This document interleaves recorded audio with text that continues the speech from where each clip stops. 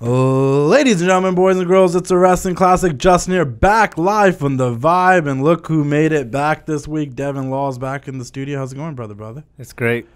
Feel like I haven't been here in forever. Well, last time you were here, you were sick, and then I came last week. I was dying that day. I came last week and I was sick, so you were technically still here in spirit, because I'm pretty sure I got sick from you.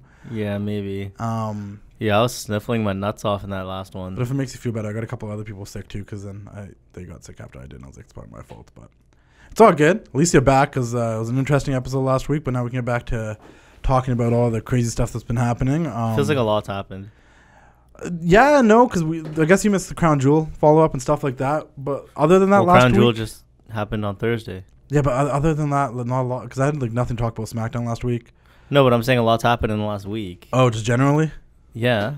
Oh, in the last week, yeah. Since Crown Jewel. I think November's sweet because... You don't even have anything about the plane thing in your notes. No, that's coming out. That's when we talked about the NXT Invasion, it was caused by the plane thing, so that's how we're going to talk all about it. But I was going to say, I think November's pretty hype because you got NXT TakeOver, you got Survivor Series and Full Gear this Saturday, which the show will probably release on Saturday or Sunday, I don't know. But it's exciting, man. Like 3 pay-per-views to actually be looking forward to, considering everything that's happened this past week. Don't you agree? Yeah, I'm looking. You got you get the Full Gear predictions on here, and we got to do those eventually. I don't know, man. It doesn't seem that... We'll talk about it. When you look at the card on paper, it's just like... It's like with WWE, their builds are so bad, then you look at it on paper and you're like, oh, not too bad. It's not too shabby, right? AEW's the build's been so good. Now I'm looking at the card on paper and I'm just like, meh. There's about 2 to 3 matches I'm really looking forward to. We'll get to that, but first things first. And you know what? I always think, too, if you can give me like 2 good matches on a pay-per-view, I'm pretty happy with that. If you have like 2 really good built matches, that's all it should take. I think that, like... We'll talk about AEW, but I do think they did a really good job with their go-home show this week. For a pay-per-view, for their first ever go-home show. I don't think anybody would really disagree with that. I think we'll dive into that. I do want to talk about NXT and the WWE first, but before that, I just want to give everybody a quick thank you for all the happy birthday messages and DMs I got on Monday, and that continued on Tuesday and Wednesday. Your birthday was on Monday? Yeah, you didn't say happy birthday. Thanks, brother. I really appreciate you guys came out strong with all the birthday wishes. How does everybody know it's your birthday? Did you tell them? I posted it, and then obviously, but then it was just a lot of love. Every year I kind of do the same thing, though. Happy birthday, man. Thanks, man. Every year I do this thing where... Are you 30? I'm 28. Oh, okay. Still young. Still in my 20s. You're 29. 28. Really? I have a November birthday. I'm a Scorpio. I got a late birthday. You're 2 years younger than me? I'm born in 1991. Yeah, so you're 29. I'm 28. Oh, 28. Yeah. Oh, yeah, late birthday. I have a late birthday. I got really confused there. My entire life I've dealt with a late birthday. I turned 19 later than everybody. I just got my license later than everybody. 28 sounds so young. Exactly. That's why when most of my friends that I graduated with are like they're the ones that have their birthdays. They're about to turn 29. In January is in fact, like I was talking to Sio and he's like, dude, I'm turning 29 in like 2 months. I'm like, oh, that's crazy. I still got a whole year till that now. Yeah. But no, man, it was a really good birthday. I hung out with some friends, hung out with my cousins, family, did a couple of dinners, had like 3 cake cuttings, one at work, one at home, once at dinner. But I just want to say thank you to everyone that commented, sent me DMs. I always do one post, and I only do it once a year on my birthday. I'm like, hey, tell me what you guys like about the page, and everyone writes like the nicest comments, and I just want you guys all to know I appreciate it. Also, thanks to like Bret Hart and his wife for sending me a happy birthday message. That was super cool. There were a couple other wrestlers and stuff too that reached out and said happy birthday, and that really meant a lot.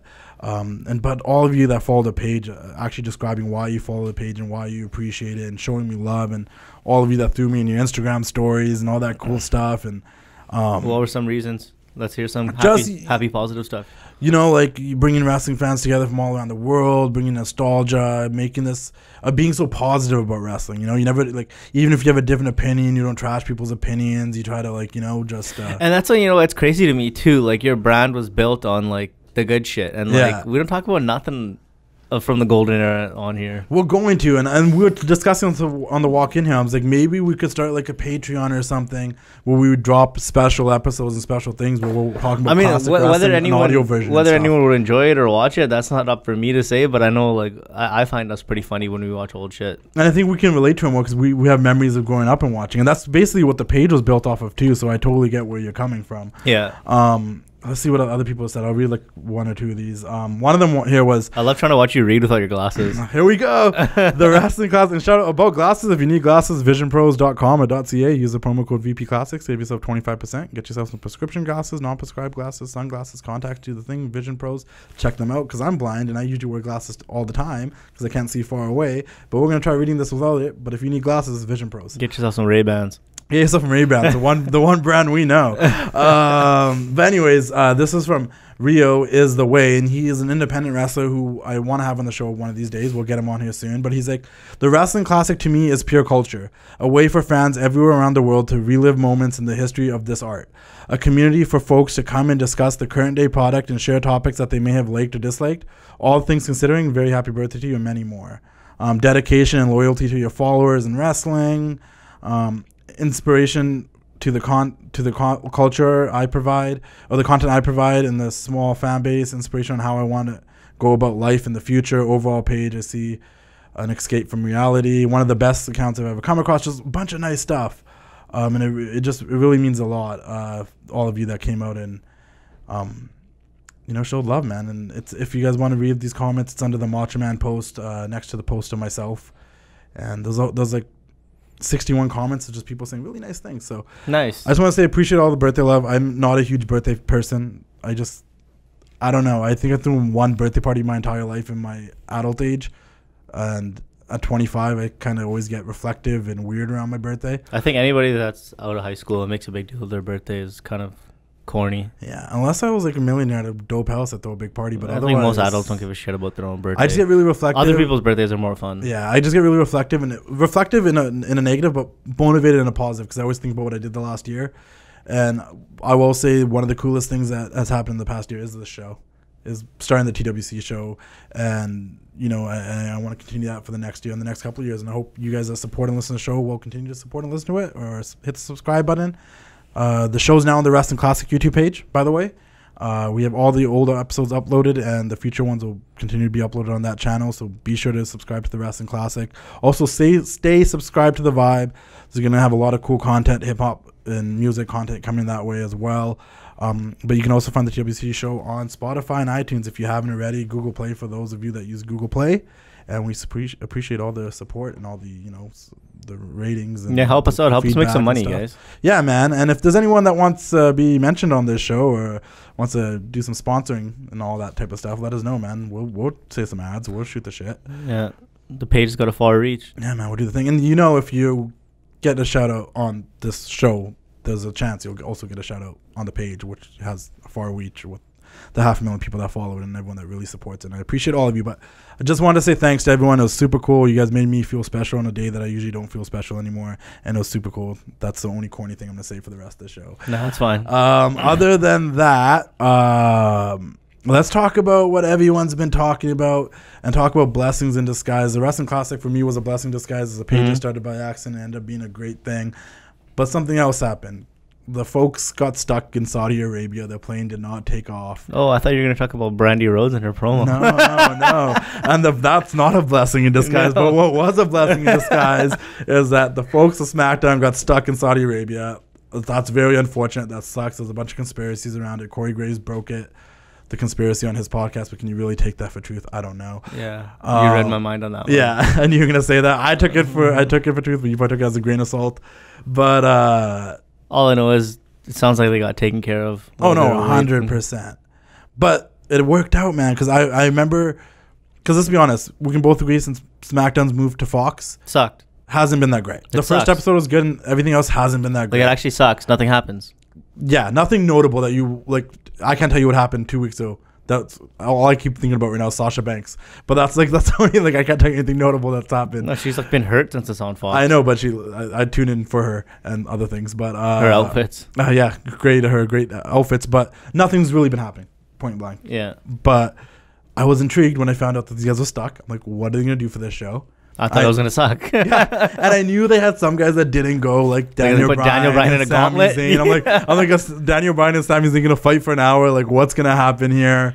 Then let's see if the fight forever chance comes. Because my assumption was it was going to be a lot of women's matches, and then Daniel Bryan versus Sami Zayn. Yeah, that's true. And Brock got home on his jet, so Brock was going to be there. That's all. The women thought that too. And then what happened was way better and unexpected. So we're not going to run through everything that happened, but Brock came out. He quit SmackDown. He's going back to Raw. That answered the question about why are both titles on SmackDown now with Brock and The Fiend being there. They settled that situation. Thankfully, Brock had his own jet and got back. And he quit. He's going to Raw. And then I was like, okay, where do we go from here? And then they showed Shawn Michaels and Triple H backstage. And I'm like, okay. Are we going to get like a DX segment? I'm down with that or something. Like, I don't know why the NXT thing didn't click in my head. I would have never thought of it. And then we had Bayley versus Nikki Cross, which I thought was going to, once again, women's matches. Even fantasy booking, I would have never came up with that. No, and then when Shayna Baszler came out, I'm like, what? This is dope. How'd you feel about it? I thought it was just going to be her. You really? Yeah. Because they did. I just thought, yeah, you know what? They got the takeover coming up, and they're just introducing her, because they've done that almost every single time a champion has been introduced. They work both for a little while, and then they just get blended into Raw or SmackDown. This is a tidbit you might have missed, but I know you probably already did see it because you're on Twitter and stuff all the time. But they did at Crown Jewel announce that NXT would be involved in the Survivor Series. Yeah. So when Shayna came out, immediately I made a post when Shayna came out, and I'm like, oh, they're gonna finally find a cool way to integrate the fact that NXT is gonna be involved in Survivor Series. I thought we have such little faith in them. I thought they'd be like, oh, they're just gonna set up matches, and then that's it. But I will agree with you. I guess now I'm looking backwards and I'm trying to be like, oh, but I guess you're right, because in the moment we would have never thought it was gonna be an invasion. Yeah, I was gonna say in the moment I thought maybe it was just Shayna. You're right. Adam Cole beating Daniel Bryan in the main event of SmackDown. I did not see Adam Cole coming, but I did kind of suggest other people coming when Sammy started talking. I'm like, someone's gonna show up if Sammy's talking about NXT and this, because then they started doing this thing with like, oh, the NXT people are here. Like they're talking about like more is gonna happen, which is smart, kept you intrigued. So then. And then when Ciampa, did that rating come out yet? I probably did. I don't keep track of that. No, I haven't seen it. I don't know. Matt Riddle and Keith Lee beat up Sami Zayn, which was also, that's how they utilized Sami Zayn, who was there, and they got him beat up by Keith Lee and Matt Riddle, which was kind of cool. I like how they're running with this Keith Lee, Matt Riddle friendship thing. Mm-hmm.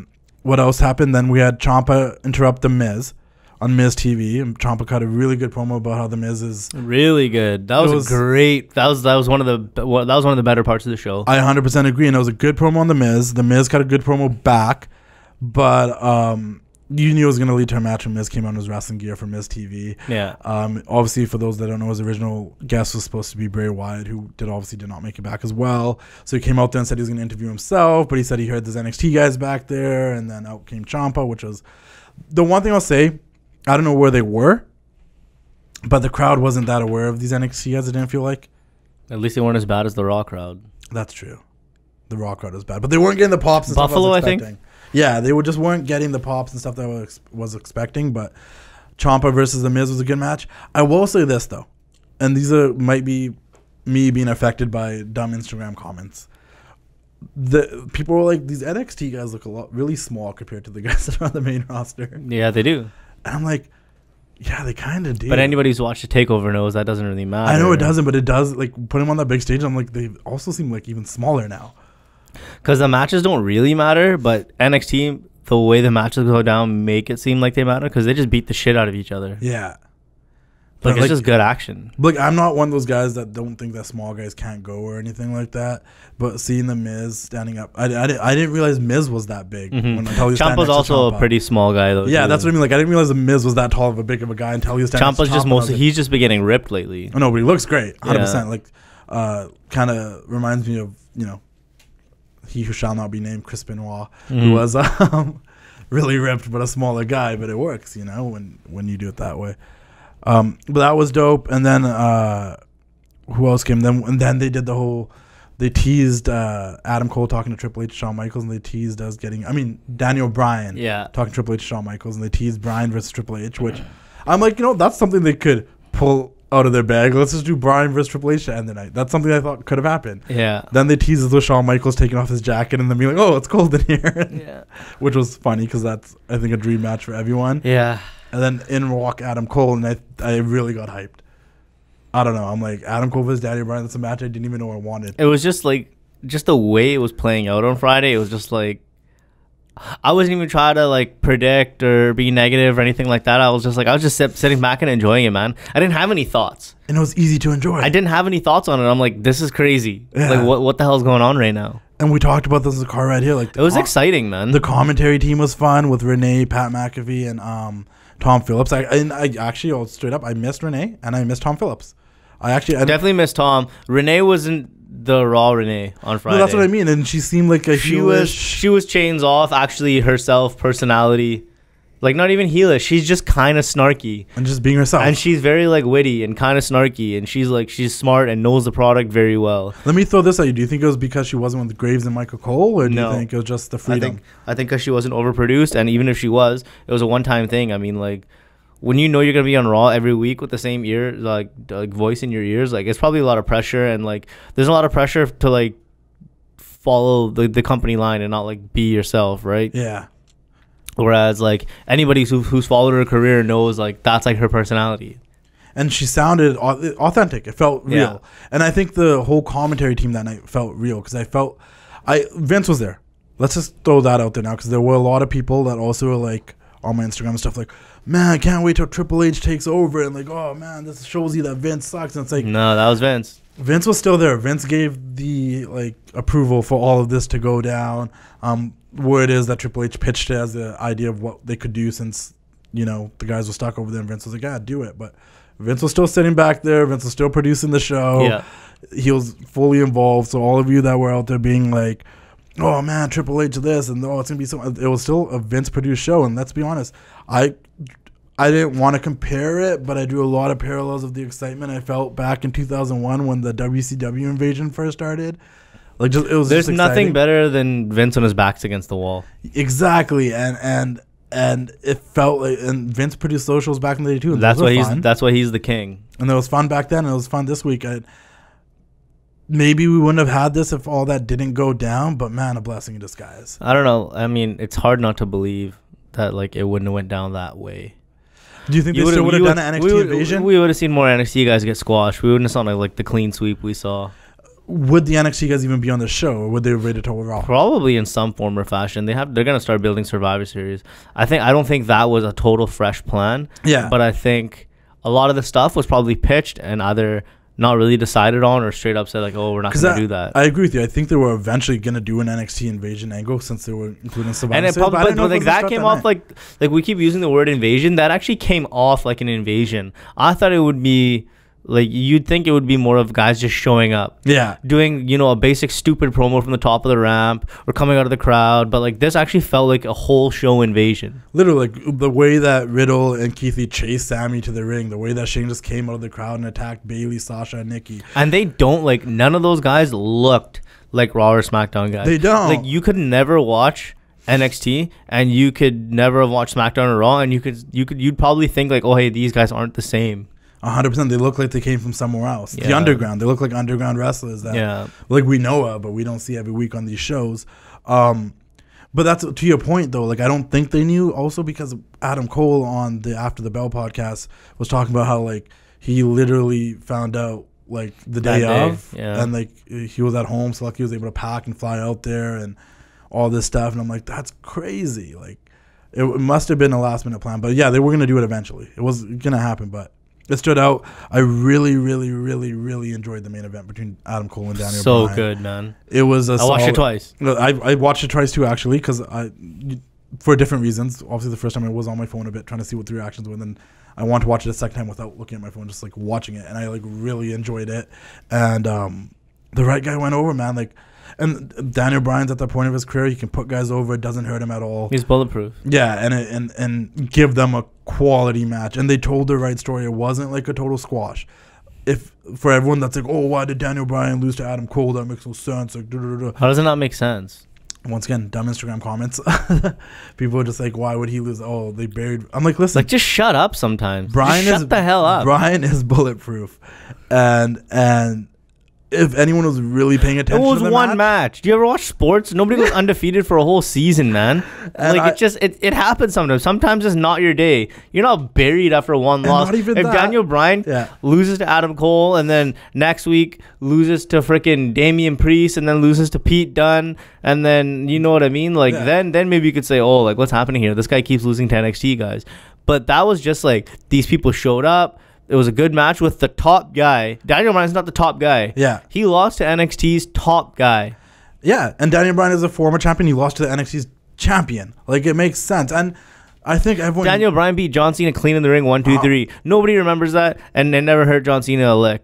Exactly, and I don't know about that. I think people remember that, but... You know what I mean. I know what you mean, though. People talk about it as Daniel's title win, and then Randy Orton came out. Nobody ever thinks about it. At that time, Cena wasn't doing that at all. Yeah. And he got beat clean, 1, 2, 3. No interference, no nothing. My biggest takeaway that I don't think people know, so if you really watch the match and try to dissect the story of the match, Daniel Bryan was kicking Adam Cole's ass the majority of the match. It was the vet. You know what I mean? And there was time like it was the vet with the better wrestling knowledge. And it was such a cool story too, because he would be beating up Adam Cole and like taunting Shawn Michaels and Triple H, who was sitting at ringside, and like it was a good story. And then Adam Cole overcame the odds, and I was like, oh, that laid the groundwork of, oh, these NXT guys might be better than we expect. They came to SmackDown, they sweeped all of us. They knocked down the top of the women's division on SmackDown, Bayley and Sasha Banks and whatnot.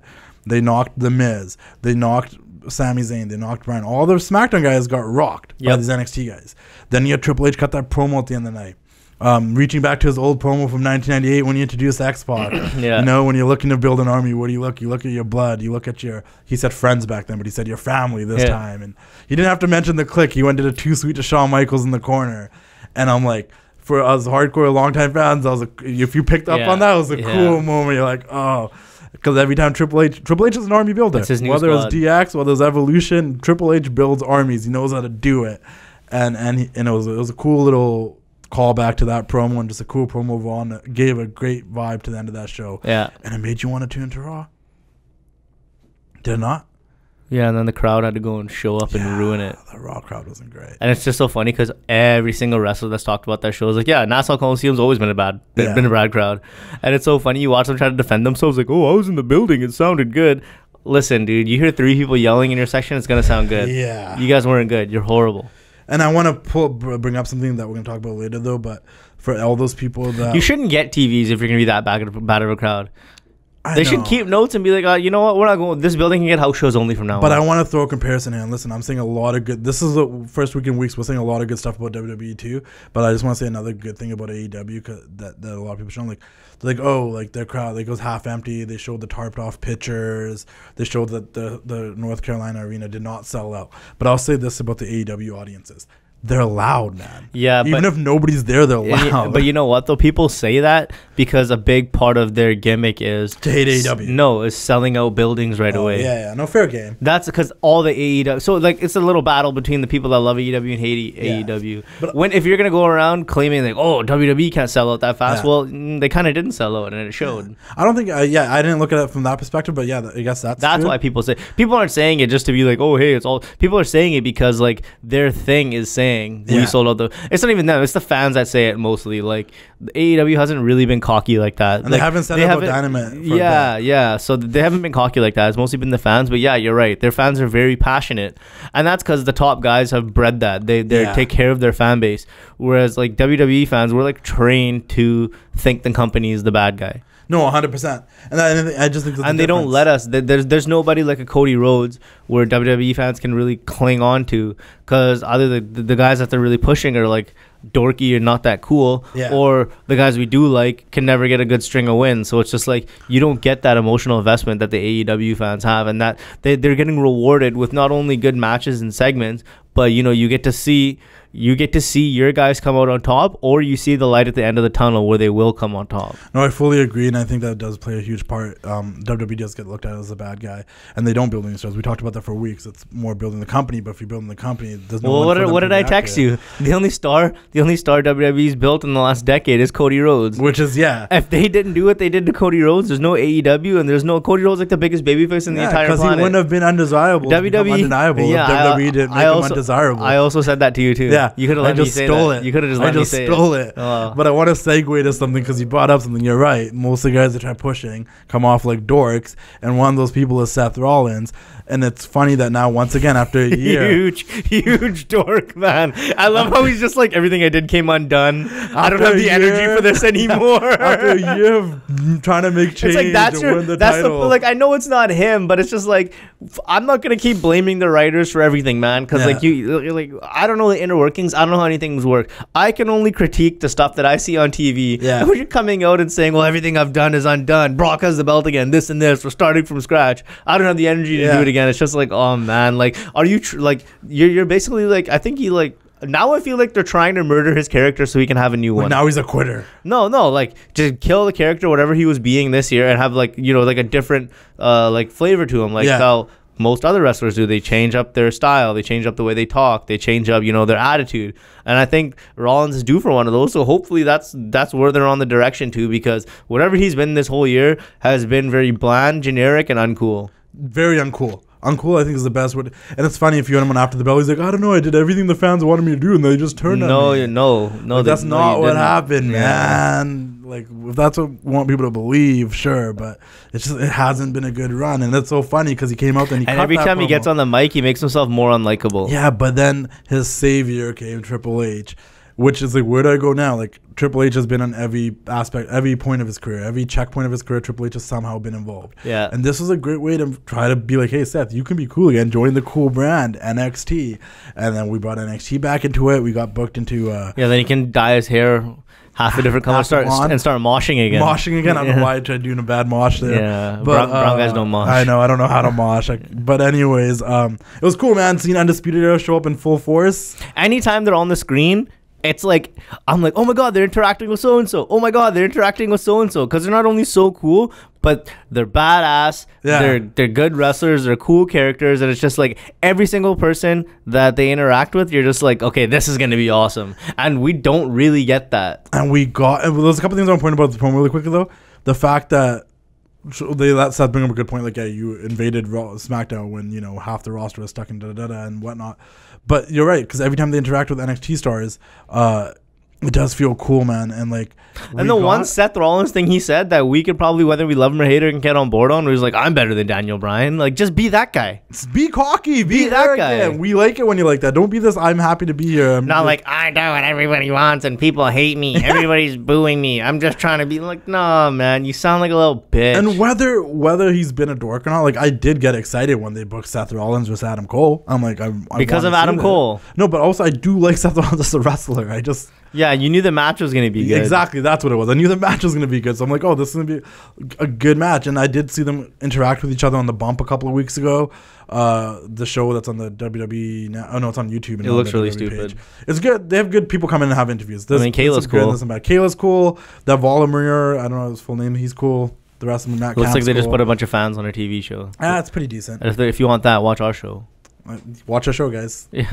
But I enjoyed sometimes. Bring Kayla in the studio, please. I'm down. They had a good interaction with Adam Cole and Seth Rollins. That's so forgettable. And where Adam Cole said he would love to wrestle Seth Rollins one day. So I'm like, oh, this is happening. This is super sweet. But it was a solid match. But I want to say, like, the Undisputed coming out, yeah, like they just come off as cool. Like, they come off as a cool group, and they kind of tease something we kind of wanted. And so dangerous. Much. The OC came out. Oh, yeah. To interact with the Undisputed Era. And I'm like, oh, that's all we want. We've wanted this. We talked about it for like the last 3 weeks. And then they even involved Balor on NXT. It's just like, are you guys really listening to us? Like, what's going on here? Did you guys watch my page and see like the reaction? Like, is Cody Rhodes booking for your show right now? I almost, when Balor so like, we can mix all this up. It's fine. SmackDown, Raw, NXT. It is fine. I don't even know why you give me these. Well, I mixed it all up. But when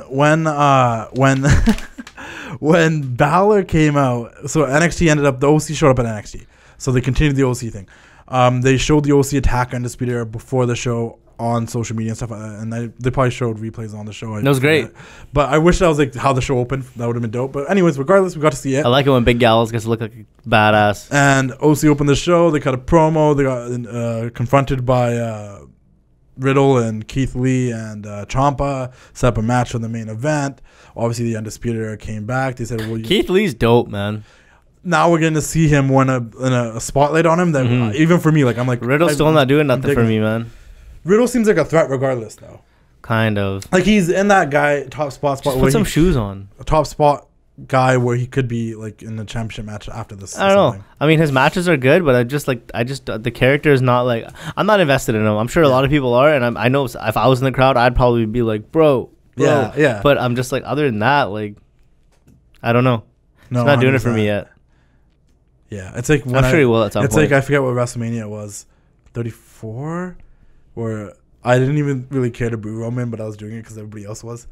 It's one of those situations. Yeah. I was like, boo! I'm like, I don't even know why I'm booing this guy. I don't even hate him that much, but everybody else is doing it. You're like, get out of here! You can't wrestle. Like you. And I'm like, and then during the match, you're like, this is great. I'm like, I don't even hate Roman Reigns. I don't know why I'm booing the guy, but yeah, no, I thought that was cool to have that OC Undisputed Era interaction. But it makes me so sad that NXT TakeOver and Survivor Series are still two separate things. So I would have loved to have a War Games between those two teams, man. No, then we're just getting too spoiled. I know. That's true. They wouldn't give us that, right? No, they would not. I was almost like, they should put War Games on Survivor Series. It'd be epic. But there was a small sign. So basically, Undisputed Era returned in that main event at NXT. They tried to stop AJ from beating Ciampa. But then Finn came out, did his thing. And then we had Finn doing the Bullet Club, or just the Prince Devitt gun points to a too sweeting AJ Styles. And it's like, so cool, man. What? So cool. Because we already know the hardcore marks really already know the connection between these guys. And the NXT crowd is similar to an AEW crowd. They're hardcore marks. They're loyal fans. The NXT crowd was there first. Yeah, they're the regular fans. They're the ones that actually like support the brand the same way AEW fans like fully support the brand. And the AEW fans, they're just the t-shirt marks. Okay. But it was cool, man. It was a cool moment. And overall, like, I still want to talk about a couple things with NXT, but overall this week I do think AEW Dynamite was left a bigger impression on me because the best thing that happened on NXT was that moment, though. Yeah, it was a go-home show too, though. It should be better. I like, there was stuff on NXT. What else happened on Raw that I want to talk about really quick? Let's see. The Becky Shayna promo on Raw. I did enjoy that. That was really good. Sit down. I think they. I have never been a Baszler fan, and it took 2 episodes, and I'm in. She seems like a badass. I still don't like her matches. I like her being, but that doesn't matter to me. I'm into her character, so I will like the her whole. matches. I'm not Ronda Rousey. Like, I will break you. I'll see what limb of yours I'm gonna break. Well, I mean, if you're looking at the how Total Divas has been doing, nobody cares about Ronda Rousey, so you do not want to be her. Yeah, no, that's fair. That's fair. But shout out to Total Divas. Have you been watching that show? I have. I heard she's super unlikable. But I don't ever watch it live. I PVR it and I watch it. That doesn't count for ratings? Yeah, right? it does. Oh, I don't know. Yeah, not in the initial one. I'm not even talking about ratings. I just heard it's been bad. I just want to know I've heard it's been bad, and she's been super unlikable. Because I thought about that. I'm like, I never watch it live. Am I one of those people affecting it? Because it was all about the people. Clearly, just want to see the Bellas. Yeah, and honestly, but I don't mind Total Divas. Is a good show, but maybe it's run its course.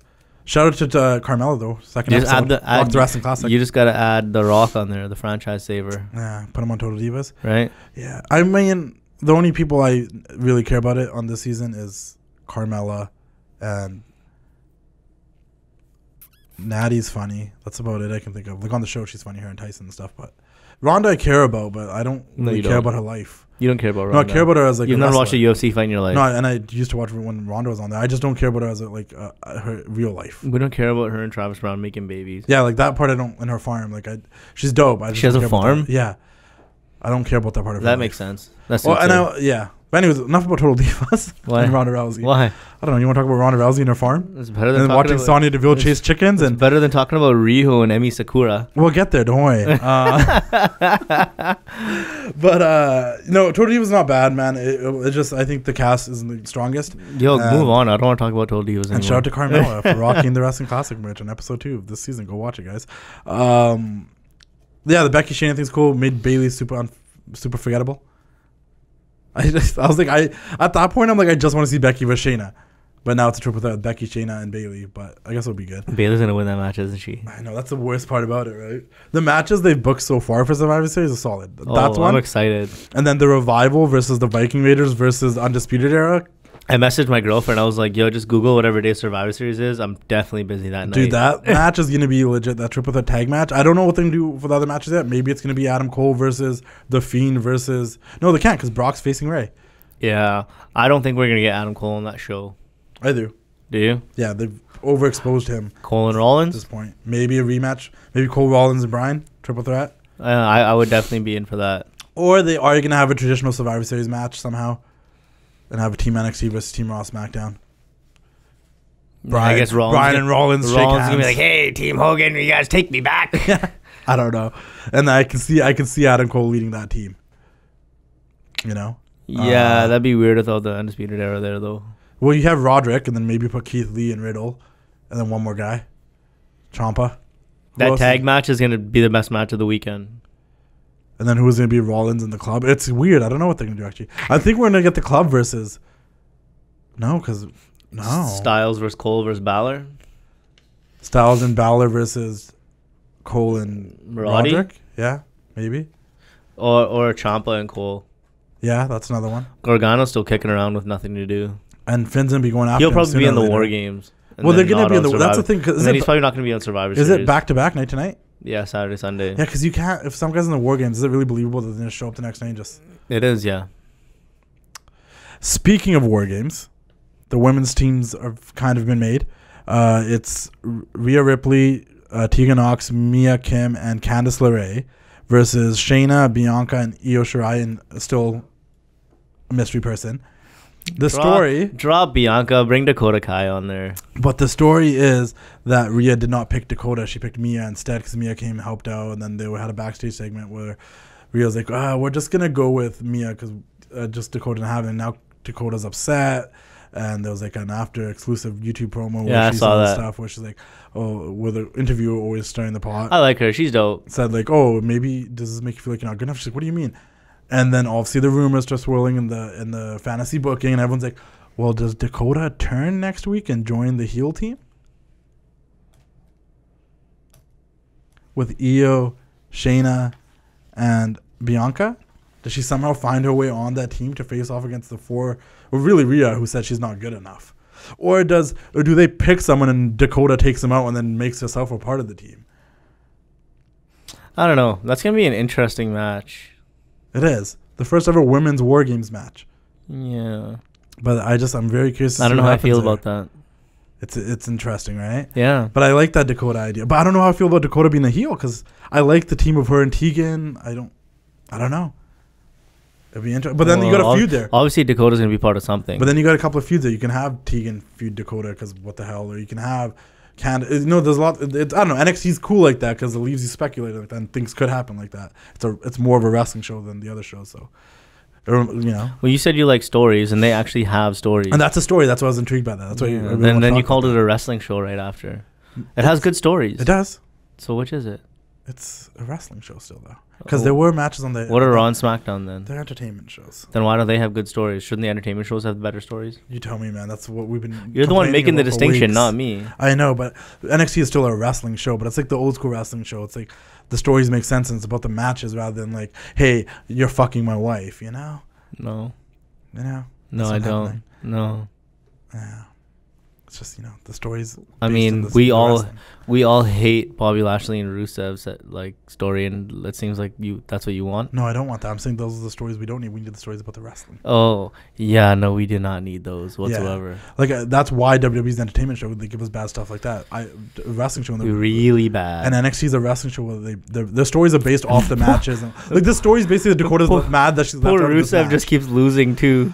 The RKO from Randy Orton out of nowhere this week. I don't know where Randy Orton fits in with that. We'll find out. I don't know. Bachata. What else happened on Raw that I want to talk about really quickly? The main event was really good. I'm glad it didn't end with a proper finish. Not gonna lie to you, I didn't make it that far. It didn't end with a finish. The crowd just sucked me right out of it. It ended with a really bad brawl, I'll say. It was one of those NXT guys came out, then the Raw and Smackdown, the Raw people came out, and it was just a brawl. But it wasn't. Was that where half the guys ran away or whatever? No, they were all outside. Then one person jumped over the ropes and knocked him out. A WWE guy. Then Keith Lee jumped over the ropes and knocked people out. It was one of those situations. There were little. Was that what that clip's from where Matt Riddle didn't make his dive and ended up hitting himself in the ring on the outside? Maybe. There were little things that were cool. There were little interactions that happened in that part where I'm like, there are matches that I want to see that I never thought I wanted to see. Kyle O'Reilly versus AJ Styles. They started fighting each other. I'm like, I never realized I want to see Kyle O'Reilly versus AJ Styles. I want to see Kyle O'Reilly face everybody. Yeah. Referees, women, but a guy men, like AJ Styles, management, insane. Animals. Kyle O'Reilly is the coolest guy on the planet. Only other thing that was really... Kyle O'Reilly's a man. His fucking expressions, his reactions to things, his striking sounds and looks cool. His elbows. He looks like he's killing people. He looks like a trained killer. And a very technical sound wrestler. And he does it all with diabetes. Yeah. Brock and Ray is the only other thing that I want to point out. Ray beat up Brock. I'm excited for that match. Ray beat up Brock. I have been since Dominic got beat up. I've been I'm totally here for a Ray and Brock match. And Dio Madden got F5 through a table. I was waiting for something to happen to that Big guy. dude, that guy. He is. But and he's an ex-wrestler, so it made sense he'd take that bump. Paul Heyman's commented Jerry Lawler. You know? It was solid stuff, man. That whole storyline. I didn't realize I would be invested in a Brock Ray feud in 2019. It's good, man. Like, who knew? And you know what? I'm just glad to see Ray in a good storyline, because I agree. at this point in his career, he should be in only good storylines. I agree. It's cutting good promos. Like, where's this guy coming from? When did he learn how to cut a promo? When did he come back? Because he was good at this at one point. Then ever since like 2012, like it's been, and now he's like back in like this top of the card picture, and you care about him. You're invested in, right? Yep. He's never not given you great matches or good matches. They haven't really given him the chance, though. They've been using him as like the veteran that can't get it done. Where it's just like, let him go out there and do his thing. And he is the biggest little man. He's the only little guy that we believe. Like him beating up Brock with a pipe. Most people are like, oh, this guy's too small, but I don't know, because it's Ray. There's like, was that DVD any good? Biggest Little Man? I don't. That's one. Was that the one that was just the matches?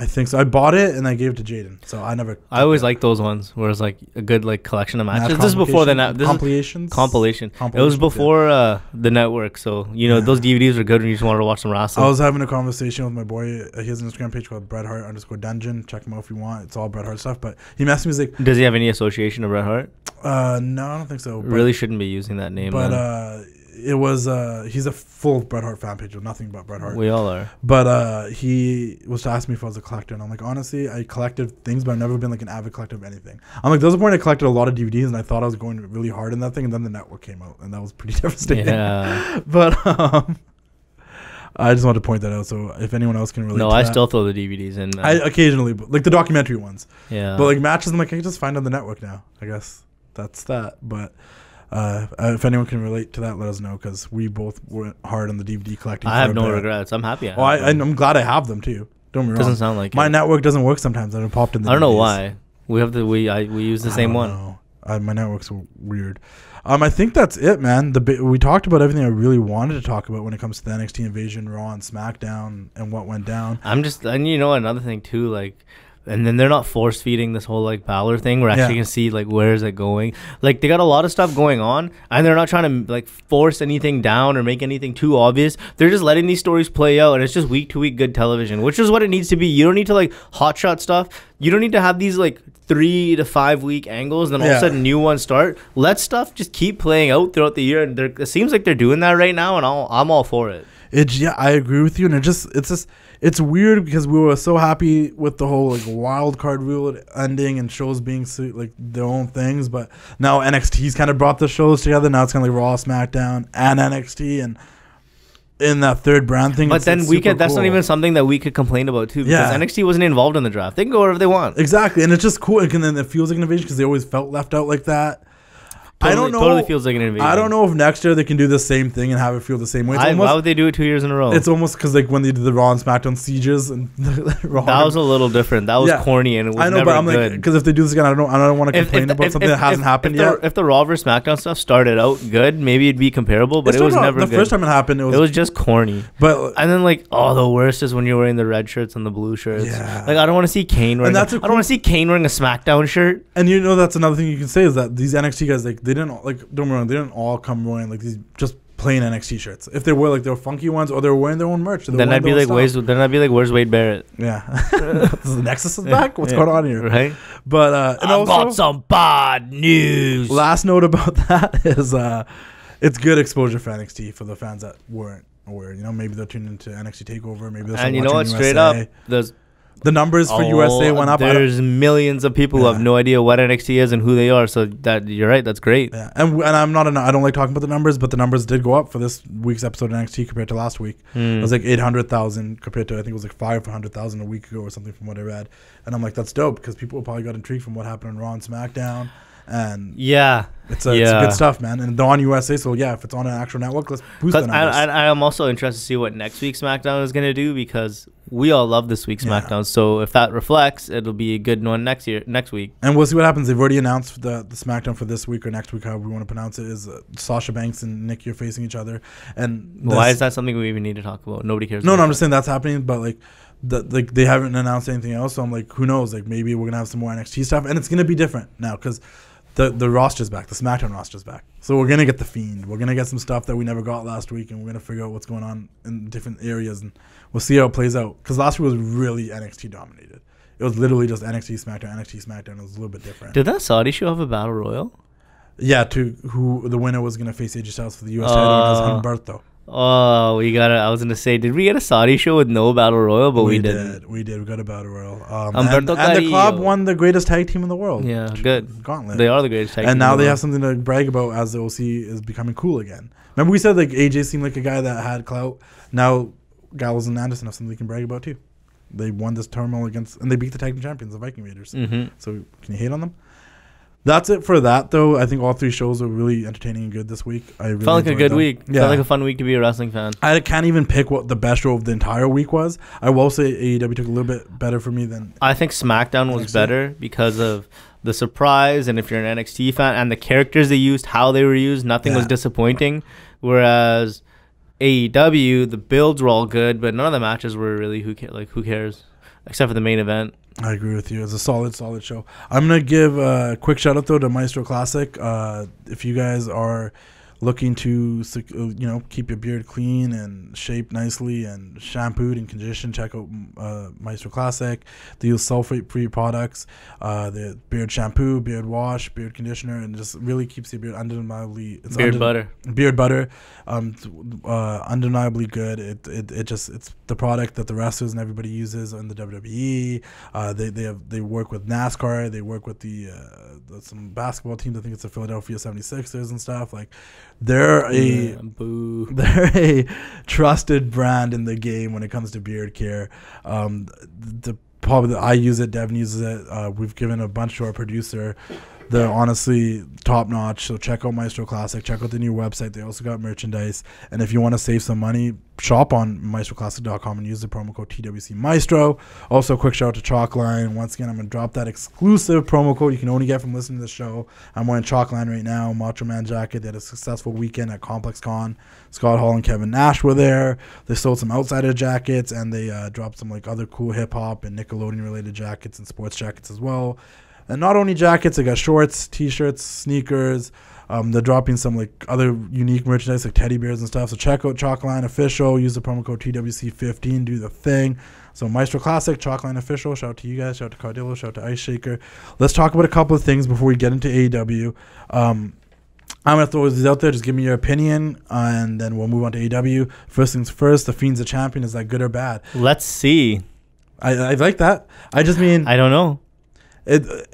First, there was the complaints that it was too soon to even put him in the championship picture. He doesn't need the belt. Now he's a champion. What does that mean? I would have said that a few years ago. Not necessarily about Bray Wyatt, but about anybody. I would have said good or bad. But both of those titles essentially mean nothing. They're both essentially intercontinental titles. So let's just see. Let's see if it makes the top of the card more exciting. I think it will. If I have to go with anything, I'll say good. I think it'll make the top of the card more exciting. I think it's good too. I want to see Bray Wyatt, The Fiend, run through the names. Yeah. And then you know what? And then you know what? If in a few months or at WrestleMania he comes up against Roman Reigns and loses, that's fine. Something like that. But let's see him beat AJ Styles. Let's see him beat Seth Rollins again. Let's see him beat Kofi Kingston. Let's see him beat Drew McIntyre. Let's see him beat, I don't want to even say this, Kevin Owens. A lot of these guys are on Raw. That's what's stressing me out. But I don't give a shit. Yeah. Okay. Do you know what I mean? Yeah. Let's have him beat. Go through whatever Shinsuke, whoever else. Yeah. Whether he has to come, and then whether it's Roman Reigns at the end of it, or if it's someone from NXT or whatever it is. Let's see him actually dismantle the top of the card. I 100% agree with you. I was gonna say bad, but the way you said that kind of makes it seem good, because my only thing was with it was you're just gonna go to these Undertaker comparisons. No. I thought this. I just feel like when you're the champion, this means, you're going to lose pretty soon. Or it's going to happen, in my mind. Because, the thing with the Fiend is, if he wasn't the champion, you could just keep predicting he was going to keep winning. You lose in a triple threat match. And everyone wins or loses. Never gets pinned. That's another great idea. But I was going to say, if they do drag it to, WrestleMania, I think I'm okay with that. If the Fiend goes undefeated to, WrestleMania and then finally loses the belt, I think I'm cool with that. If he loses any sooner and the only reason they have to give him a loss is because he's the champ, that kind of sucks. That's the only thing I think. The next thing is Randy Orton signs into the 5-year deal with the WWE. It's dope. Great. He's been awesome this year. Yeah, I know he was joking around, teasing AEW stuff. I never could see him fitting in there, to be honest. Why not? I don't know. It'd be funny. He could cut those Twitter promos on TV. If they actually, you know what? It could have been. Do another flippy shit, little dorks, right? Yeah, I don't know where he was, but he pointed at something that said like the Elite or something, and he was just teasing.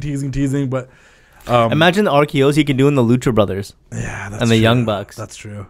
It'd be solid. Have him sign a 1-year deal, man. RKO the whole roster, lose every match, but still RKO the whole roster, and then just come back. And he's so established. He's like that established star that would have went over there and made a difference. But then there'd be the fans that hate AEW, be like, oh, more WWE guys on AEW.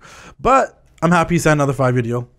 He's consistent. When he's motivated, he kills it, and everything he does is like, when he's around, he should have said, if you don't put me with the Revival, I'm not signing this contract. I know, I miss that team, man. FTRKO. Man. But yeah, we'll see. I'm glad that he did that. The last other thing I want to talk about before AEW is they signed Scarlett Bordeaux to WWE. Excellent. NXT. The smoke show. She's smoking. I've met her in person. She's super cool. Give her Alexa Bliss's talking segment. Yeah. Put it on every show. Yeah. Give her a whole roster of people to manage. Let's just get her on TV a lot. 2 things I want to address about her that came from comments from my page. One, she's too pretty for TV? No. One, some people like do and this is. You're gonna make me say something that wants to shove the microphone in someone's ass, don't you? No. One is, should she do the NXT thing or should she go to the main roster? Well, you gotta learn how to like be on TV. Yeah, I think as a character she could be on the main roster, but wrestling. Yeah, but you need to learn how to be on WWE TV, where the cameras are, where to look. That's true. She's like, that's true. There's been people that have been shot up the real fast, like Lacey Evans, so you never know.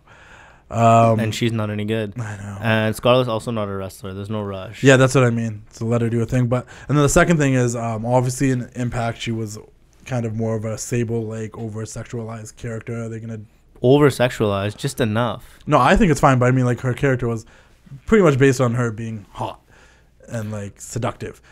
That's gonna be toned down. Charlotte a bit, walks out with her tits out every freaking week. Do you think that'd be toned down a bit? Huh? Do you think that would be toned down a bit in the WWE?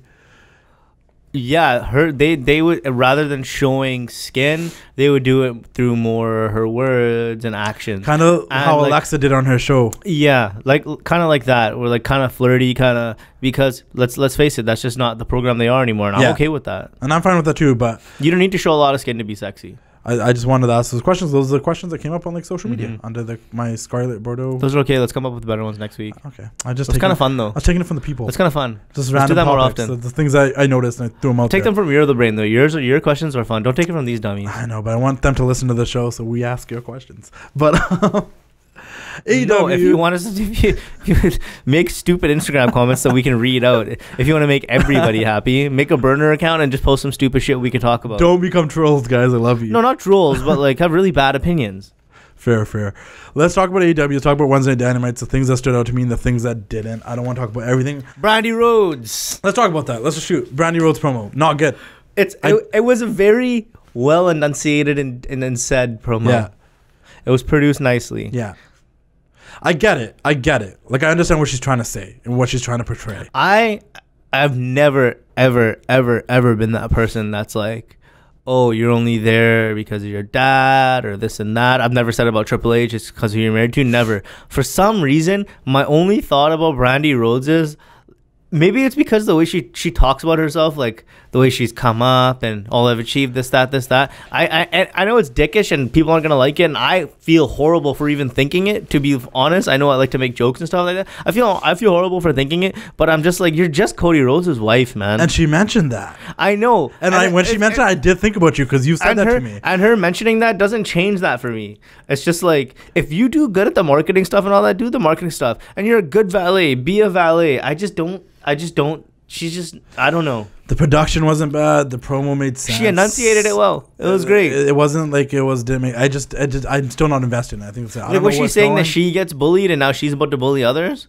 Who's gonna bully you? Cody Rhodes is one of those beloved people, and people love her too. Yeah. So when have you gotten bullied? When she's with Cody, I don't know. She wants to be the heel. Cody wants to be the. No, I mean, as a person, everybody only says good things about her. Yeah, no one ever. Like, when did you get bullied? You know what? People are gonna say it's because of your husband. That doesn't mean you're getting bullied. I mean, it makes sense that like this gives her a reason to be associated with Awesome Kong. Still, everything about it makes sense. It's just I don't know if I dig it. It just wasn't good for me. I just maybe it was one of those I just don't care.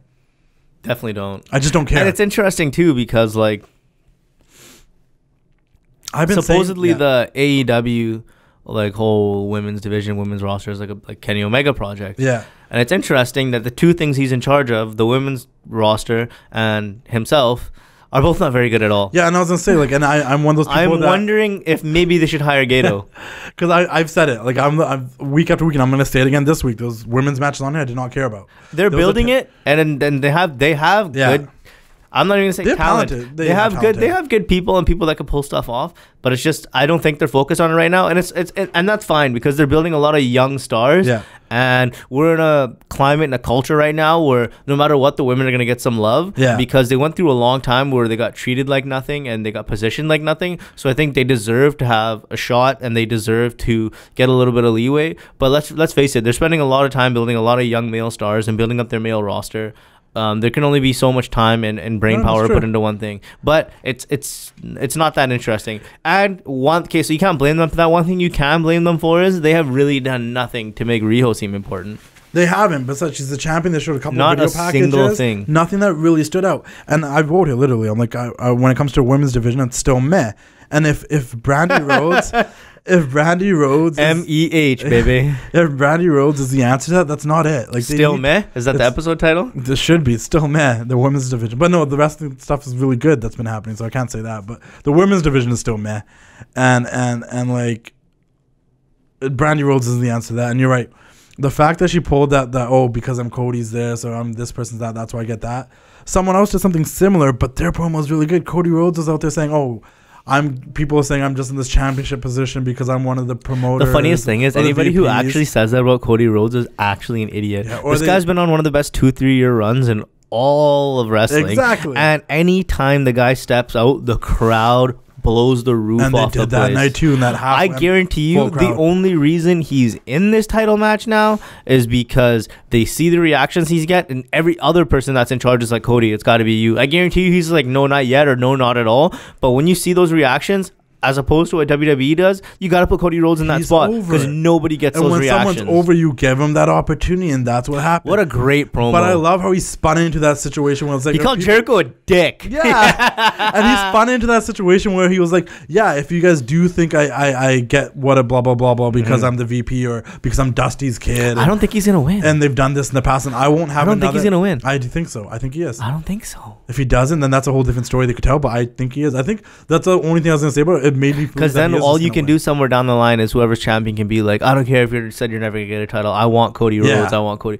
But like, I don't think he's gonna win. Or he wins some opportunity like a Rumble or something in their eyes that gives him that chance. I don't think he's gonna win. That could be it too. I don't think they're gonna have Jericho lose it on the first pay per view. They're trying to make this title. They're trying to make this title important. But he's so but Jericho's got a faction. He's not gonna lose clean. That doesn't mean that Jericho can't have a rematch and win it back because of his faction. I don't think they're gonna flip flop their title like that, man. He's the youngest. They already had it stolen in the world. Okay. Yeah. He can be the youngest, longest reigning, youngest, most title defenses. I think he can also be the first 2-time AEW champion as well, if you wanted to. Oh, that'd be great for him to say. Yeah, the youngest. You had a good idea. That's what I'm telling you. Woo, woo. But before I move on from that, the Cody Rhodes one was really good. So good. And once again, and also one of the best dressed guys in all of wrestling. 100%. Him and Nick Aldis should just go do a fashion show together. The way he said, like the way he said it, his monologue, his facial expressions. He doesn't speak to us like we're stupid. Yeah, his conviction to the words he was saying, like it was all spot That's one on. thing I like. He's not talking down to us. And it was just old school setup. Tony Schiavone's in the ring interviewing him. It made sense. He didn't come out there just talking to Mike and like, this is what I'm gonna say. Like, it was good stuff, man. And being a promo guy, like that's one of my favorite promos from this year for sure. And I'm not trying to just overhype it because like I said, this stuff I didn't like on the show either. I didn't really care for the tag match with the women. I didn't care about the tag match with Private Party and those Super Mario guys. I forgot the Dark Order. Didn't really stand out for me. But just release those guys. But overall, this AEW show compared to the last 3 weeks has been one of my favorite AEW shows. Yeah, it's a go home show, man. It was a good go home show, and they not that the other shows were bad, but I enjoyed this week a little bit better than the last couple of weeks. The other shows weren't bad either. Don't get me wrong; they had really good matchups. Like but this show, that Jericho video was great. Yeah, the Jericho video. So that's what I'm talking about next. Great, mocking the Cody Rhodes video, and you know Cody Rhodes had. I think it was John Pollock had a funny idea. You could have called Virgil Paul. He's been Virgil. He's been Vince. Yes, call him Paul. But was he Soul Train Jones or something? Yeah, and like, that was like his original funny. name. It was funny because then they had a legend in there, and they had Chris Jericho's aunt's friend from church Bobsky, which is like because I always knew he'd be the AEW champion because Cody Rhodes had his mom and his, and then you had like friend from church. Yeah, then you had like like Santana and Ortiz had some funny, like he doesn't have chest hair, the dead ass thing, like he was trying to get dead ass going, which is like a thing that's really big. And a lot of New Yorkers like, oh, we say a lot here. I'm like, a lot of people say dead ass was big like 4 years ago. I know, but comments again. But that was funny. Sammy Guevara was dropping he was the youngest AEW champion. He's the youngest AEW champion ever. and his biggest worries is finding where to get the best bubbly from. And like, it just overall, if you haven't seen the promo, I posted on my page. It's on AEW's IGTV. It's on YouTube. It's on everywhere. Just check it out. It was really funny. And we talk about how well produced AEW's promos and video packages are. This was just as well produced, but it was like a mockery of the ones that they do. It was really good. And like scene for scene, like he tried to like emulate the stuff that Cody did. You can hear the crowd laughing. Yeah, and that was crazy that they left that sound on. Well, it's good, so you know not to take it serious. Yeah, and you knew the reaction, but I really enjoyed that. Check that out. Other thing I want to say about AEW that really showed out to me, Pac vs. Trent. I didn't know Trent was that good. Oh, dude, he's been good. He's just stuck with that idiot Chuck Taylor. Yeah, because him without Chuck Taylor, Trent's been good, man. He could be like a solid singles competitor. Oh, dude, I was always wondering why he never got more chances in WWE. Where's Trent? Where's Trent? I remember that. Dude, he's always been. But I don't remember his wrestling. He's good, man. And he was good in a singles match, and Pac gave him offense. It was a good back and forth match. The Orange Cassidy spot was funny when he comes into his little kicks on Pac, and Pac just kicked him in the face. What was the ref doing? Fighting with Chuck Taylor in the corner. No, when he was about to when he just stopped the 3 count. I think they had that plan that's how it was supposed to go, but I don't think Pac. I think the ref got the finish wrong. Oh, because I'm like, I don't think Pac picked up his head fast enough or something. No, the guy's probably supposed to kick out. I don't know, but anyways, I liked that he just did it to a no finish where he just choked him out till he was done and cut the promo on Hangman. I liked the Orange Cassidy spot. I thought it was funny. I don't know, man. It was a solid. I think I just like Pac. I'm so glad that he's like when AEW started, he was announced as a guy that's he's good. He's got good positioning on the card. He's got good body language. Doesn't really give a shit and about anything. He's a little unpredictable. He loves attitude. He just knows that he wants to like stir the pot and be the top guy, so he's gonna do whatever puts him in that position. Yeah. Which comes to our main event, which was another solid main event. Omega and Hangman are tag teamed again. They got their first victory in AEW together, being a tag team. They faced off against Chris Jericho and Sammy Guevara, mentor and protege. Jericho was great in that match. Solid match, top to bottom. It was good back and forth. I enjoyed it. It was a solid main event. Pac comes out, hits a low blow on Hangman, continuing their feud, which leads to Jericho and Guevara picking up the big win, something they can brag about going in. Traditional mindset, traditional booking. The heels stood tall at the end at that point. Does that mean they lose on the weekend? I don't know. We'll see, but that doesn't always happen. We don't know. It's just that old school booking. We don't know their formula yet. Yeah. But then that led to what I like to call a schmodge, because I don't know how to pronounce the word. And I didn't realize it. I didn't realize it until it happened, but I missed AEW ending like this for some reason, because they didn't do it for like 2 weeks. Somebody complaining about it before. No, somebody complained. No, I never complained. I said they did it 2 weeks in a row. I'm like, are they going to keep doing this? But then they didn't. So I like the fact that they're going to mix it up. That's good. Do it when it's necessary. Put the broom away, Omega. But there was someone that commented like, oh, they've done this every week. I'm like, no, there was 2 weeks. We'll get over it. You keep watching. Yeah. Don't watch that if you got a problem with it. They didn't do it for 2 weeks, and this is a perfect time to do it. Don't do it again for a little bit, but I do enjoy it when they do it, because when they do it pretty good. It was pretty solid. They had those guys, all the Inner Circle, then team up on Omega, beating him up because, Hangman was out from the low blow. Then out comes Cody Rhodes to once again a huge pop. Yo, whenever the Young Bucks come out, I always like, oh yeah, I forgot about these guys. Yeah. They haven't done like anything. Nothing that's too like makes them like feel like they're like. They haven't done anything. Yeah, you're right. They've had good matches. I'm sure they have. But I'm not saying it's a good or bad thing. No, but they came out at the end there. I was like, oh yeah, these guys. Yeah, you think they'd be doing more is what I think you're trying to get at, because I did too. Like them being VPs and stuff too. Like I think they'd be more book themselves a little bit stronger or something. But they have. But their tag division's dope, so they don't need them yet. But anyways, it was dope. Cody came out, and then Guevara and Guevara. I mean, Jake Hager and. Jericho split from the ring. Cody beat up Guevara. Out comes MJF to another big pop. MJF, we haven't seen him like wrestle a match in a while, but every time he comes out, it's been great. Comes out another pop, helps Cody Rhodes. Then out of nowhere comes Jon Moxley out of the crowd. For what reason? I don't know. Oh yeah, Kenny Omega's in the ring. I'm like, this is starting to make sense. Yeah, this stupid broom. And then Omega got the broom. And then this is why I'm like, it doesn't make sense, but I don't even care anymore. Ortiz and Santana came out and they beat up Kenny Omega and Moxley. I'm like, okay, whatever. Because I'm like, how are they going to do this? They're not going to have Omega and Moxley beat each other up with these weapons. Like, when they're doing that stare down, I'm like, how are they going to end this? And then out came Santana and Ortiz. Then obviously that brought out the Bucks. I'm like, this is all building to all their matches. Because it's like inner circle, taking out the elite. And then they go to the stage and it's like kind of a brawl, and the inner circle seems like they're kind of in charge, and they're about to put the Bucks through the table. And then just because Santana and Ortiz just beat up Moxley and Omega, they run up and beat up Santana and Ortiz until they start fighting each other again, which makes sense. Okay, those guys hit you guys, you go hit them, but don't forget that you guys don't like each other. Then you got Nick Jackson leaping off the stage onto them all together. And then it just came down to just one side, kind of the elite people, and the other side, just the inner circle. And then a big brawl to end it. And I'm like, I enjoyed it.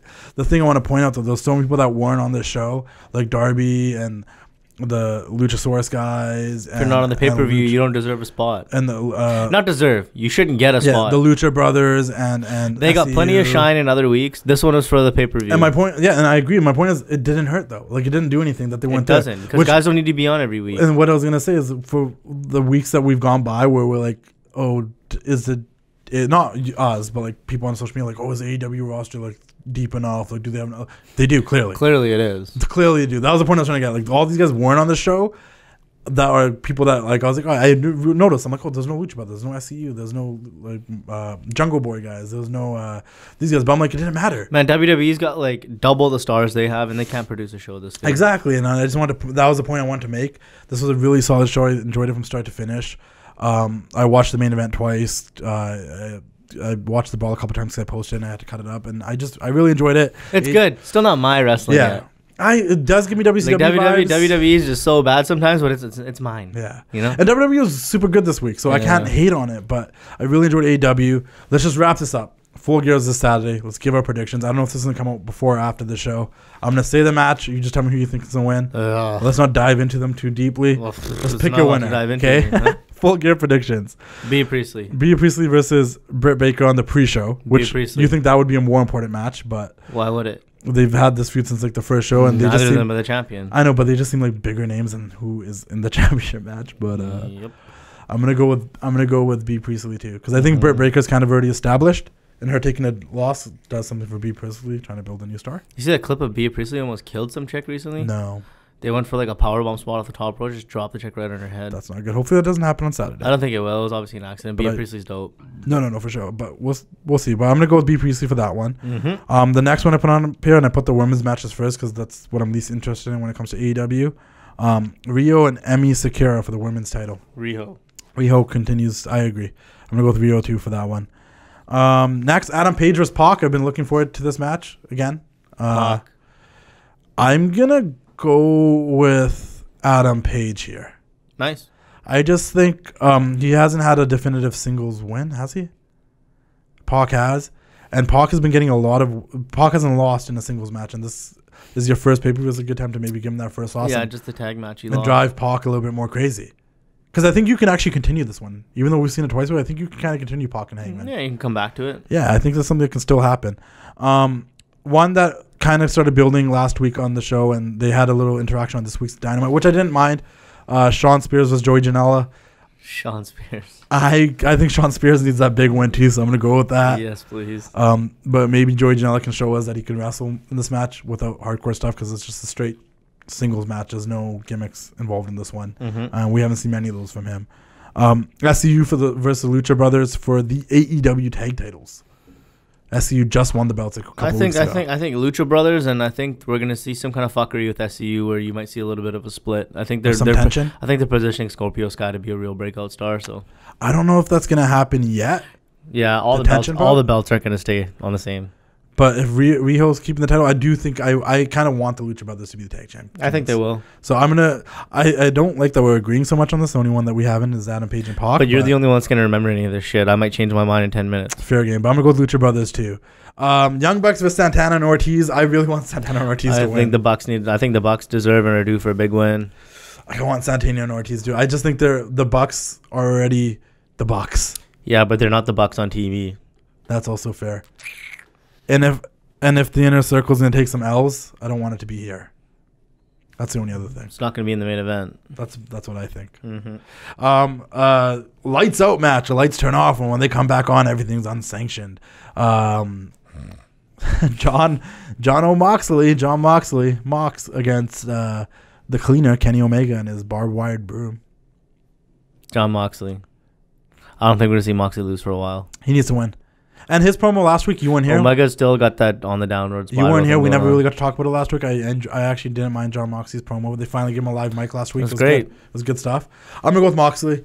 I know Omega's hasn't really been picking up major singles wins either, besides like on Dark and whatnot. He's been very uninteresting. But I don't think you can have Moxley lose. Like there's a lot of stock in that guy. Yeah. You can't.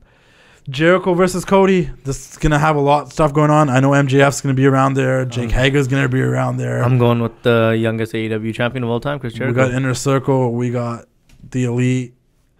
The youngest AEW champion of all time. You say Chris Jericho. I think Cody has to win it here just because the stipulation he put on this past Wednesday with the whole it's a swerve, bro. with the whole I'm never gonna get a title shot again if I lose this. I think he did that so people didn't assume he was just gonna win. Mm-hmm. But then I also think like now he has to win. Now that if anything, it does the opposite.